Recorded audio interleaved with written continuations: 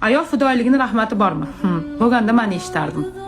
Ayol kishi ro'zg'ori yaxshi qilmasa ham, qo'li shirin bo'lmasa ham, o'ziga qarab yurgan noz karashmali juvonlar rahmat eshitar ekan.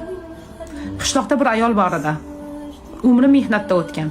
4 bolani katta qilgan, agorodda ishlagan, uyi ishini qilgan, eri boy qilgan.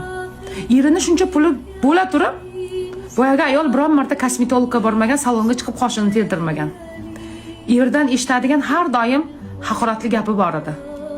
Ayol ozg'incha, yuzlariga ajin tushib ketgan edi. Er faqat yeb-ichib mashinada yurgani uchun yosh ko'rinardi. Xotiniga qarab har doim tumsoq bet derdi. Yuzi ajinda.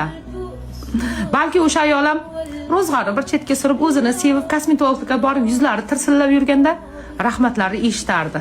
Balki emas, aniq. Shuning uchun o'zingizni seving qolgani bo'laveradi.